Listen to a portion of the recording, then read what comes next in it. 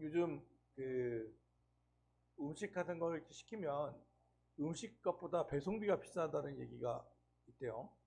이게 거리에 따라서 더 비싸졌고, 예전에 저희 때만 해도 짜장면 시키면 한 그릇을 시켜도 이렇게 배달해 줬는데 무료로 배송했는데, 지금은 짜장면 하나를 시키면 짜장면 값의 반절 정도는 배송비로 들어가다고 하더라고요. 또 뭐 온라인으로 이렇게 쇼핑하시는 분들은 그 무료 배송 요거에 탁 눈이 간다고 하시더라고요. 옛날에 광고 중에 찾아가는 서비스라는 게 있었습니다. 찾아가는 서비스. 혹시 저희 기독교와 다른 종교, 타 종교와의 차이점들에 대해서 뭐가 좀 차이가 있다고 생각하세요? 많이 여러 가지가 있죠.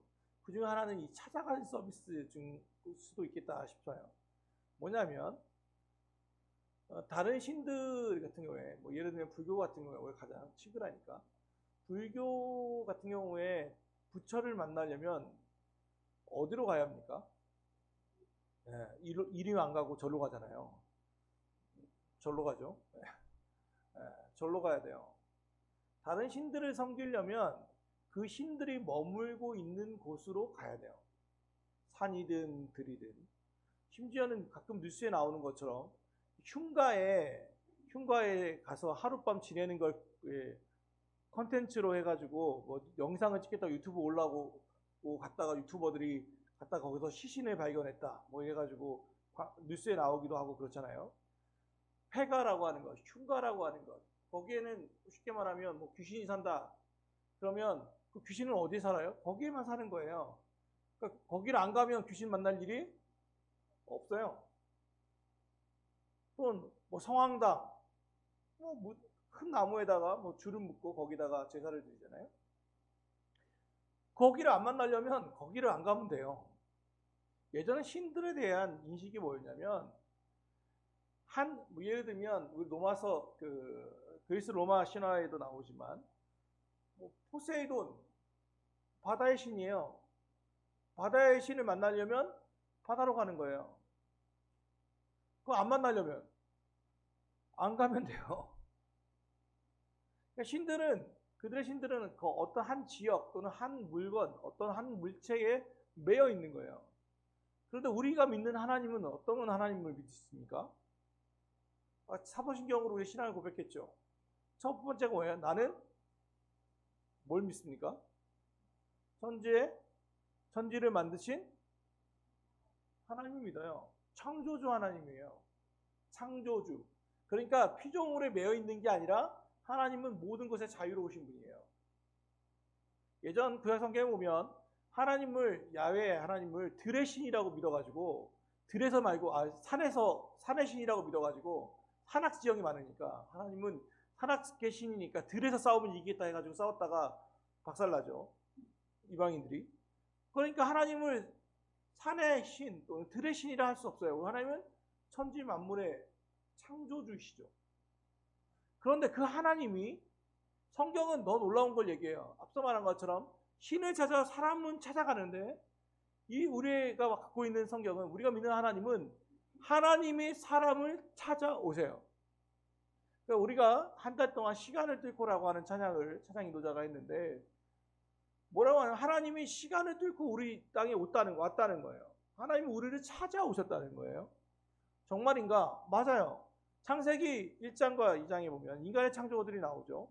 하나님이 아담을 창조하시고 제일 먼저 하신 게 뭐냐면, 아담과 선을 할 때, 저녁 때쯤 찾아오셔서 뭐 했냐면 아담과 거닐었다라고 돼 있어요. 산책했다는 거예요. 주고받는 시간들.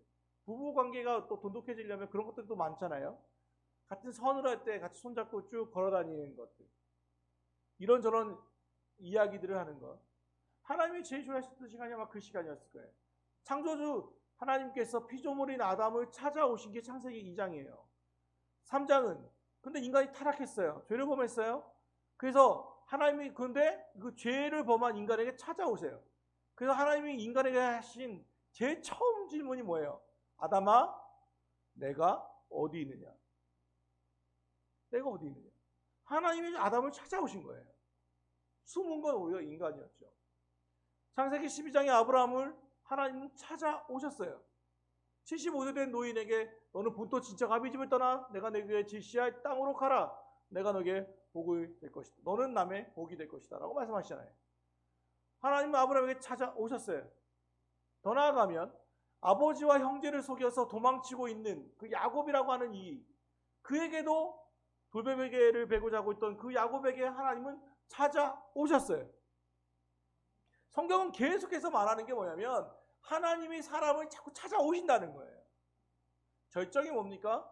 하나님이 사람의 본체에 오셔서 이 땅에 오셔서 십자가에 못 박혀 죽으신 사건이에요. 그리고 이제는 더 나아가 죄 많은 우리를 찾아오셨어요. 그리고 하나님의 자녀로 삼아 주신 거예요. 하나님은 계속해서 찾아오시는 분이에요. 이게 타종교와 우리의 큰 차이점이에요. 신을 찾아 사람이 가는 게 아니라 신이 우리를 찾아오시는 거예요. 오늘 말씀도 보니까 2장 1절에 여호와의 사자가 길갈에서부터 복임으로 올라와 말하되라고 시작돼요. 그죠? 여호와의 사자가 누군가? 무명의 선지자일까? 아니요. 표준세 번역은 분명히 말합니다. 천사가라고 있어요. 주님의 천사가. NIV에도 The Angel이라고 되어 있거든요. 사람이 아니에요. 천사가 왔어요. 천사가. 그러면 좀 물어보세요. 여쭤볼게요. 천사가 오면 어디서 와야 돼요? 하늘에서 와야 돼요. 그죠? 위로부터 와야 뭐가 극적인 그게 있잖아요. 천사가 오려면 위로부터 뭐가 쫙 오면서 이래야 위험해서 하는 거 아니에요. 그런데 이번에 이 천사는 날개가 없는지 어쩐지 모르겠는데 위로부터 오지 않았어요. 어디서부터 왔대요? 길갈에서 왔대요. 길갈에서. 그러면 길갈이라고 굳이 하늘에서 오지 않고 길갈에서부터 복임까지 왔다라고 하는 것을 보면 이 길갈이라고 하는 의미가 있지 않겠어요? 길갈이 어떤 곳이냐면 이스라엘 백성이 처음으로 광야 생활 40년을 끝내고 젖과 꿀이 흐르는 땅이라고 하는 이 가나안 땅에 도착한 곳이 바로 이 길갈이에요. 길갈의 뜻은 돌을 굴렸다는 뜻이기도 하고 그들이 40년의 광야를 끝내주시고 이 목적지인 전쟁을 치르지 않았지만 젖과 꿀이 흐르는 땅에 도착했음에 대하여 감사하며 12개의 돌을 쌓았어요. 12개의 지파를 기억하고 그리고 나서 거기서 하나님께 예배하면서 뭐 했냐면 그들이 할례를 행했어요.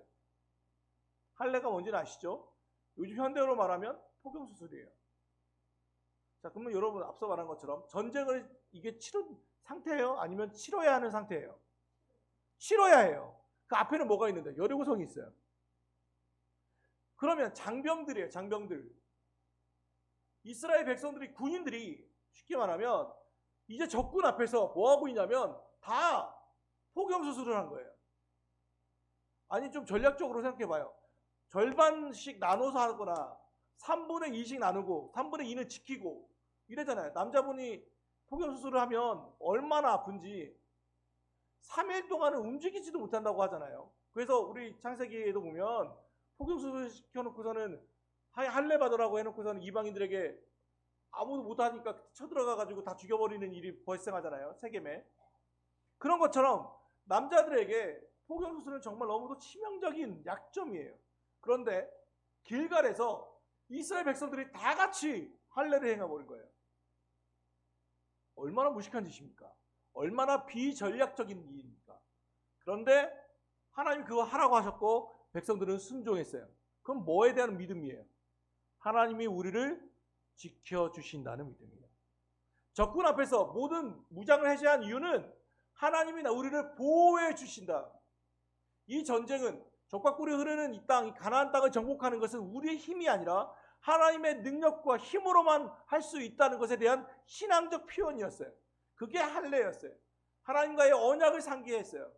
아브라함께 할례를 항했던 그 하나님이 지금도 우리 하나님이라고 하는 것을 선포하는 거였어요. 아브라함에게 맹세하신 그 땅, 내가 너에게 지시할 땅으로 가라. 그 땅이 가나안 땅이었고 이제 그 땅을 우리에게 허락하시겠다는 언약을 다시 한번 생각했던 게 길갈이었어요. 그 길갈에서 이제 천사가 왔어요. 복임이라고 하는 것은 5절에 보면 우는 자들이라는 뜻을 갖고 있어요.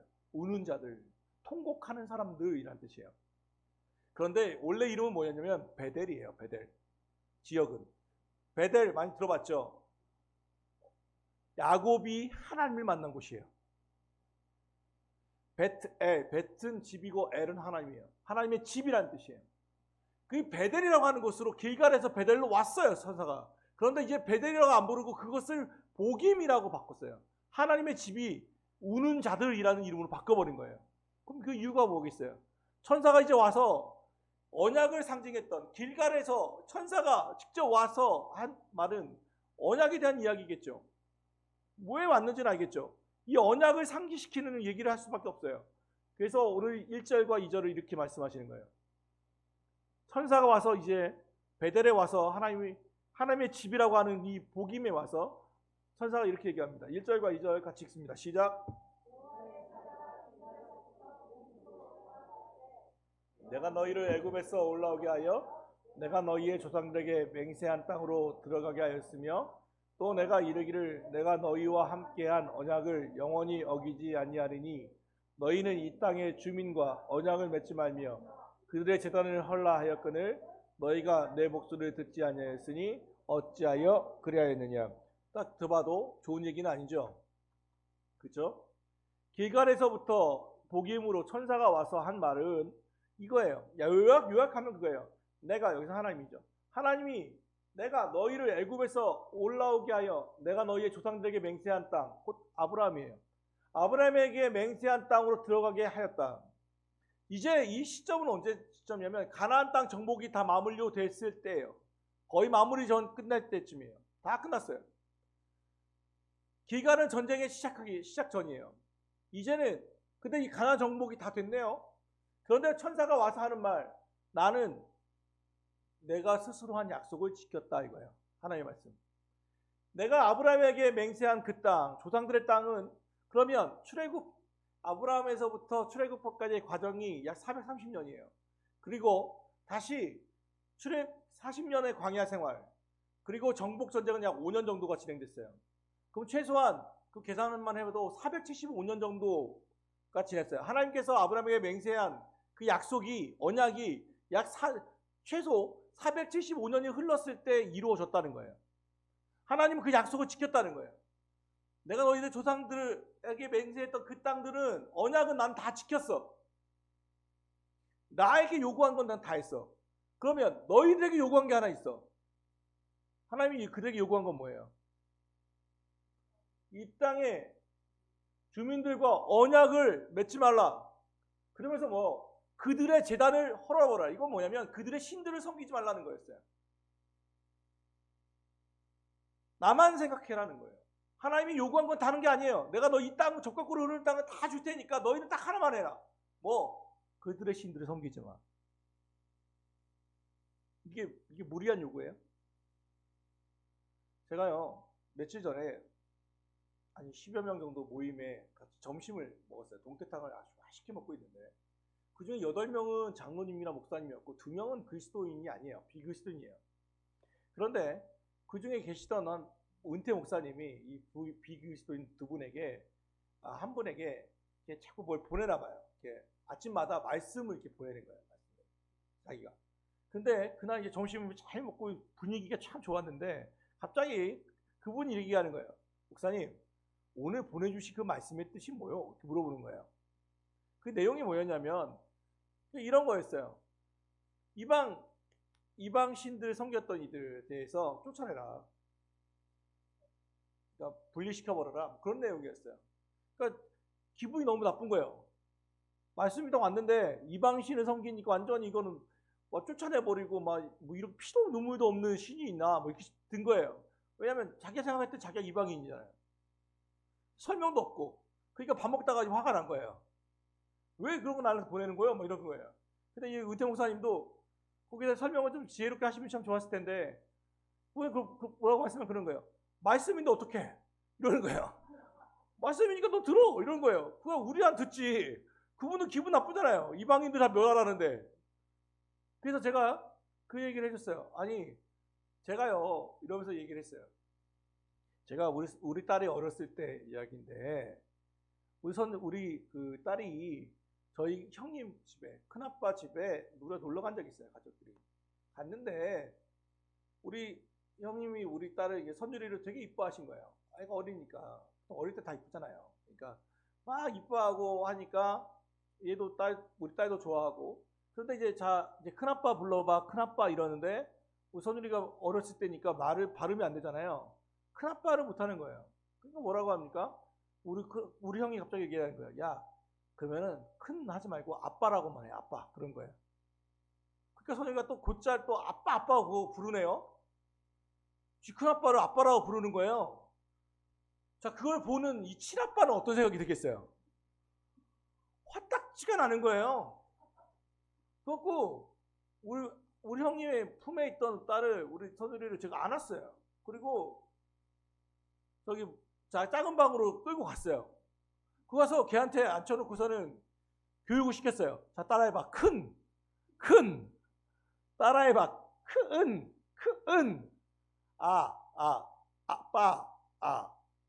아빠. 큰아빠. 그래. 그렇게 하는 거야. 5분 동안을 교육시켰어요. 그래가지고 다시 선율을 그 큰아빠의 품으로 보냈어요. 그때 안 게 하나 있어요. 사랑은요, 독점욕과 소유욕과 질투를 유발해요. 우리가 사랑은 모든 걸 포용하는 게 사랑이라고 말하지만, 하나의 반대성은 독점, 나만 바라보기를 원해요. 나만 갖기를 원해요. 여러분, 결혼식의 의미가 뭡니까? 나는 평생 이 사람만을 사랑하겠습니다잖아요. 이 남자만은 사랑하겠습니다. 이 여자만 사랑하겠습니다잖아요. 그런데 만약 결혼식의 의미가 나는 이 남자도 사랑합니다. 나는 이 여자도 사랑합니다가 된다면 그게 무슨 결혼식입니까? 의미가 없는 일이잖아요. 사랑은 그래서 독점하고 소유하고 질투하는 거예요. 하나님은 사랑하세요. 그게 또 이 피조물에게 가장 좋은 길이기 때문에 그래요. 하나님은 그래서 요구한 게 있어요. 이스라엘 백성들에게. 내가 너에게 젖과 꿀이 흐르는 땅을 다 줄게. 그런데 너희들은 뭐해? 너 나만 바라봐. 너희들이 이 젖과 꿀이 흐르는 땅을 얻은 것은 너희의 힘이 아니라, 너희의 능력으로 얻은 게 아니라 내 힘으로 얻은 거야. 그게 길갈이야. 그런데 지금 너희들 정복하는 과정에서 이제 일이 좀 잘 된다고, 모든 전쟁에서 승리한다고 기고만장해져서 하나님께 묻지도 않고 덜컥 가나안 족속과 계약해버리고 그들의 신을 다 멸해버리지도 않고 다 하고 있지 않냐. 제단을 헐라하였거늘 너희가 내 목소리를 듣지 아니하였으니 어찌하여 그리하였느냐. 왜 내 목소리를 안 듣니? 이제 어려울 때, 힘들 때, 저 여리고성이라고 하는 막막할 때는 내 소리를 듣고 나의 소리를 찾더니 너희는 이제 살만하니까 모든 일이 잘 된다고 나를 잊어? 왜 내 목소리를 듣지 않니? 어찌하여 그리하였느냐. 책망하시는 거예요. 여러분, 이 말씀은 우리에게도 해당돼요. 우리가 하나님을 만날 때가 언제입니까? 고난 중에 있을 때입니까? 평안 중에 있을 때입니까? 대부분 우리가 하나님을 만날 때는 고난 중에 하나님을 만납니다. 환난 중에 만납니다. 내 일이 꼬였을 때 만납니다. 내 마음대로 되지 않을 때 하나님을 만납니다. 그러면 왜 하나님이 고약한 성품을 갖고 있기 때문입니까? 아니요. 하나님은 언제나 그 자리에 계셨어요. 그런데 우리가 찾지를 않는 거예요. 그분의 목소리를 듣지 않는 거예요. 하나님이 말씀하시는 거예요. 어찌하여 그리하였느냐. 여기에 느껴지는 하나님의 마음이 느껴지십니까? 또 어찌하여 그리하였느냐. 나는 나의 언약을 다 지켰는데 무려 475년 동안이라고 하는 그 시간 동안 내 언약을 지키고 영원히 내 언약을 지키고 있는데 너희는 어찌하여 나를 잊어버리고 너희의 뜻대로 네 마음대로 행하느냐 말씀하시는 거예요. 더 나아가 주님은 이제 거기에 대한 언약을 어긴 이들에 대한 징계를 말씀하십니다. 그게 3절이에요. 같이 읽습니다. 시작.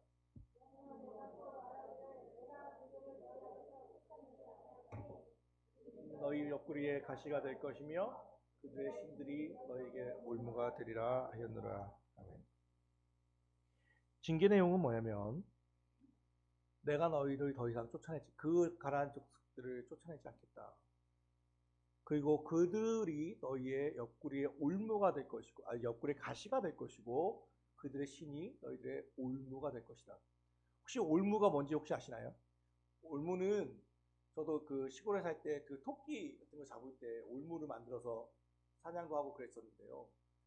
토끼가 다니는 길목에 그 철사 같은 걸 꽂죠. 그래서 이렇게 동그랗게 만들잖아요. 헐렁하게 만듭니다. 그래서 길목에다 딱 놓으면 토끼가 가다가 딱 달리다가 목에 탁 걸리면 철사가 쫙 줄면서 목을 탁 잡아버리죠. 또 올무라는 거예요. 옆구리 가시도 제가 경험해 봤거든요. 옆구리 가시는 모르겠고 제가 몇 년 전에 그 선인장에 엉덩이를 몇십 개가 이렇게 박힌 적 있어요. 가시가. 유장 집사는 또 그거 알고 내가 그때 얼마나 외롭게 힘들었게 가시를 뽑았는지 몰라요. 선인장 앞에서 이렇게 조그만 선인장이라 재밌게 찍으려고 이렇게 똥처럼 이렇게 하고 하려고 했는데 너무 내려가지고 가시 팍 하고 박힌 거예요. 얼마나 아프던지. 가시가 더 슬펐던 건 내 엉덩이에서 가시를 빼줄 사람가 아무도 없었다는 거예요. 남자가 다밖에 없어가지고 거울 보면서 하나씩 뺐다는 거 아닙니까? 그런데 여러분 옆구리에 가시가 찍혔을 때 딱 꽂혔다고 하면 어떤 반응을 할 것 같아요? 가시 딱 하면 아주 아파요. 그러고 나서 또 그 다음 번째는 뭐예요? 자, 가시가 박혀 있는 상태면 어때요? 우리의 몸가짐이 조심스러울 수밖에 없어요. 가시가 저도 꽉 박히는 순간 딱 보니까 화장실이 남자 화장실인데 거기까지 가는데 얼마나 어떻게 아프니까 뛰어갔을까요? 아니요. 천천히 가요. 아프니까. 모든 게 조심스러워져요. 올무도 마찬가지예요. 올무는 처음엔 느슨해요. 천천히 다니면 아무런 문제가 안 돼요. 조심스럽게 다니면 문제가 안 돼요. 근데 뭐예요? 확 하고 움직이면 빡 하고 막히는 거예요. 올무와 가시는 하나님의 징계처럼 보이지만 사실은 그것은 경고이며 돌아올 기회예요. 가시와 올무는 징계이지만 거기에는 하나님의 사랑이 나타나 있어요. 뭐예요? 네가 가시를 박힐 때 올무가 너희 안에 있다는 것을 기억하면 어떻게 살아야 돼요? 왜 가시와 올무가 내 몸에 박혀 있는지를 보고 그것은 하나님의 언약을 지키지 않았기 때문이라는 것을 상기하고 어떻게 하라는 거예요? 매사에 조심스럽게 움직이라는 거예요. 천천히 움직이라는 거예요. 하나님의 소리를 듣고 움직이라는 거예요. 그러니까 이것은 하나님의 징계이면서 경고이면서 기회예요. 다시 한번 기회를 주시는 거예요. 다 죽는 게 아니란 말이에요.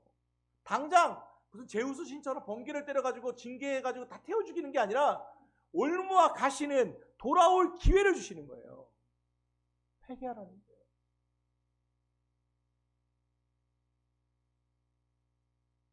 하나님이 우리에게 징계를 주실 때는 우리의 삶이 고난할 때는 그걸로 망하게 하려고 하시는 게 아니라 돌아오라고 하는 사인인 거예요. 눈물 흘리고 돌아오라는 사인이에요. 이에 백성들이 어떻게 반응했는지를 보세요. 4절과 5절 같이 읽습니다. 시작.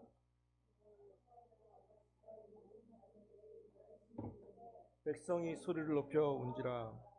그러므로 그것을 이름하여 복임이라 하고 그들이 거기서 여호와께 제사를 드렸더라. 오늘 그래서 설교 제목이 우는 자들이 드리는 예배예요. 복임은 우는 자들이란 뜻이니까. 그들이 이 말을 듣자 눈물을 흘렸어요. 하나님의 소리 높여 울었다라고 돼 있어요. 그죠? 얼마나 통곡했는지 그들의 이름을 아예 베델이 아니라 복임으로 바꿔버렸어요. 이들의 회개가 진정성이 있었는지 없었는지를 보면 그 다음을 보면 되는데 이들의 예배는 진정성이 있었어요. 왜냐하면 이후에 이때는 여호수아가 살아있을 때였거든요. 여호수아가 죽고 이 세대까지는 그래도 하나님의 말씀대로 살았어요. 그런데 이 다음 세대부터 하나님을 믿음이 연계되지 못함으로 다음 세대를 교육시키지 못함으로 그들이 하나님을 경험해 보지 못하고 마음대로 이게 사사기의 진짜 본격적인 사사기가 시작되는 거예요. 자기 소견에 옳은 대로 행하니라. 그러니까 사사기잖아요. 그러니까 이 앞세대까지의 이야기예요. 여기가 포인트예요. 조상들이 자기가 분명히 잘못한 것은 있지만 그럼에도 불구하고 그들은 복이 매서 눈물로 회개했어요. 여러분 보세요. 그들이 거기서 여호와께 제사를 드렸다. 우리는 보통 죄송하지만 만약 설교 중에 나의 목사가 여러분의 죄를 지적한다고 생각하면 어떤 생각을 드시겠어요? 저는 그런 얘기 많이 들었어요. 목사님이 설교로 자기를 쳤대. 자기를 치셨대. 설교로 치셨다. 그런데 저는 여러분 보세요. 설교는 원래 여러분을 치는 거예요. 공중에다 때리는 게 아니라 각자에게 들리게 하시는 하나님의 소리예요. 그런데 내 마음의 소리가 내 마음이 좋으면 은혜가 되면 두려워하지 말라. 보호해주겠다. 너희와 함께하겠다. 이 말씀은 되게 아멘으로 받아들여요. 하나님이 나에게 말씀하셔. 그런데 나에게 만약 우리의 죄를 지적하거나 아프게 하면 통해야 할 것을 촉구하면 어떤 마음이 드냐면 나를 치셨다라고 얘기하는 거예요. 똑같이 하나님 말씀하신 거예요. 너희와 함께 하시겠다도 복을 주겠다도 하나님이시고 너희들의 죄를 지적하는 것도 하나님인 거예요. 그게 설교예요 사실은. 물론 사람이기 때문에 완전하게 버릴 수는 없겠지만 그게 우리가 믿는 거잖아요. 우리가 귀중한 이 시간에 이 자리에 와 있는 이유가 하나님의 말씀을 듣기 위해서가 아닙니까? 거기엔 때로는 복을 선포할 수도 있고 때로는 회개를 촉구할 수도 있는 거예요. 그런데 많은 분들이 한국 기독교가 쇠퇴한 이유 중에 하나는 바로 여기에 있어요. 복 선포는 아멘인데 회개의 촉구에 대해서는 싫어하는 거예요. 자기의 죄를 지적하는 것을 좋아하지 않는 거예요. 근데 이들은 자기의 죄를 지적당하잖아요. 징계까지 들었잖아요. 근데 뭐 했어요? 거기서 예배를 드렸어요. 이건 회개의 눈물이에요. 그때 울었어요. 자기의 죄를 통회했어요. 그래서 그 다음 장에 가면 다음 절에 보면 이 세대까지는 하나님이 이 가시와 올무가 역할을 하지 않아요. 그 다음부터 계속해서 이제 하나님께 회개하지 못하고 마음대로 살고 하나님이 징계하고 그러면 다시 또 눈물로 회개하고 그러면 다시 또 며칠 또 평안했다가 또 돌아가고 이게 계속 사이클 도는 게 사사기예요. 사사기의 처음이라고요. 이 세대까지는 그래도 하나님 앞에 예배를 드렸어요. 사랑하는 여러분, 오늘 이 말씀을 우리 삶에 좀 잠깐 비추어 봅시다. 여러분의 삶은 요즘 평안하십니까? 아니면 고난을 당하고 계십니까? 환난 중에 있으십니까? 그래서 우리가 분명한 것이 하나 있습니다. 여기까지 온 것은 하나님의 은혜입니다. 우리가 들었던 찬양, 은혜라고 하는 가사, 은혜라고 하는 찬양의 가사처럼 당연한 것은 하나도 없어요.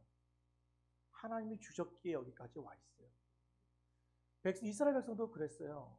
가나안 땅을 정복했던 것은 사실 그들이 한 게 아니에요. 하나님이 함께 하셨기 때문이에요. 하나님은 언약을 일방적으로 지키셨기 때문이에요. 그런데 어느덧 모든 것들이 평안하다 보니까 자기가 뭘 한 것처럼 내 힘이 무언가를 한 것처럼 자기의 군사력이 무엇을 한 것처럼 어깨에 뽕이 올라가기 시작했어요. 하나님의 소리를 듣지 않기 시작했어요. 타락은 여기서 시작되는 거예요. 그렇지만 기회는 있습니다. 눈물로 회개하며 돌아오면 됩니다. 그 넘어진 곳에서 다시 눈물로 예배드리고 다시 그 자리에서 일어서면 됩니다. 그게 새 출발점이에요. 복임은 그래서 새로운 출발점이기도 해요. 스가랴서 4장 6절에 하나님께서 하시는 말씀이 있어요.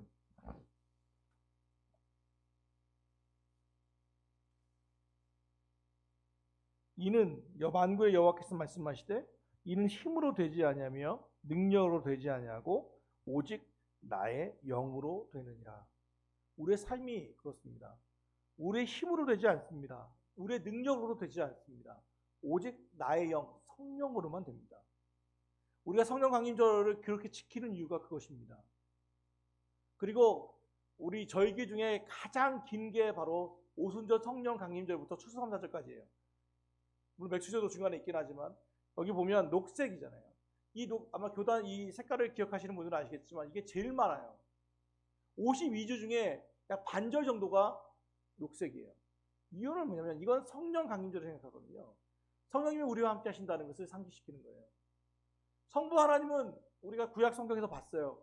성자 예수님은 시작 성경에서 몸으로 나타났으니까 좀 더 믿기가 좋아요. 근데 성령님, 하나님의 영은 보이지 않아요. 느껴지지도 않아요. 그러니까 자꾸 잊어버리고 살아가는 거예요. 성령님은 너무 많은 역할들을 하세요. 우리 말씀을 깨닫게 하기도 하고, 우리를 위해서 우리 지난주에 말한 것처럼 우리를 위해 탄식하시고, 우리를 위해서 기도하시기도 하시고, 우리에게 깨닫게 하시는 영을 주기도 하시고, 성자나 예수님은 우리 몸을 갖고 계시니까 우리와 함께 살지 못하지만 성령은 우리 안에 들어오셔서 내 안에 들어와 주셔서 나와 언제나 어디에나 함께 하시는 분이세요. 그래서 오히려 성자 예수님께서 우리에게 선물로 주셨다는 게 바로 성령 하나님이셨어요.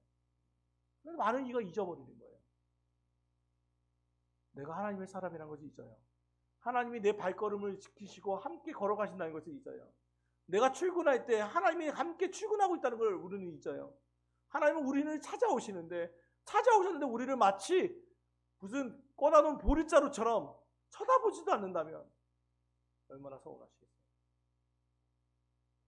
우리를 향한 말씀이 만약 사사기 2장 2절의 말씀처럼 어찌하여 내가 그리하였느냐. 만약 우리가 천국에서 들었을 때 하나님께서 나를 보며 야 신목사야 어찌하여 그리하였느냐. 내 목소리를 너 듣지 아니하였으니 어찌하여 그랬느냐라고 한다면 얼마나 마음이 아플까 싶습니다. 사랑하는 가까운 교회 성도 여러분, 우리는 성도라고 하지만 여전히 내 힘으로 살아갈 때가 얼마나 많습니까? 주님의 도우심을 잊고 잊어버리고 내 힘을 믿고 살고 주님의 지혜가 아닌 내 지혜를 믿고 성령께서 함께 하심을 잊고 내 인맥과 경험과 내 힘으로 해결하려고 할 때가 얼마나 많습니까?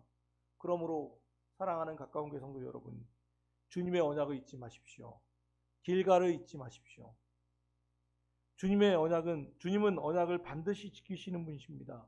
그리고 그 주님이 원하는 것은 단 하나입니다. 내가 너와 함께함을 잊지 말라. 너의 힘으로 사는 게 아니라 내 힘으로 사는 거야. 그거 잊지 마라. 오늘 주님은 말씀하시는 겁니다. 한 걸음 한 걸음 울무와 가시를 조심하며 주님과 동행하시는 가까운 교회 성도들 되기를 주 예수 그리스도로 축원합니다.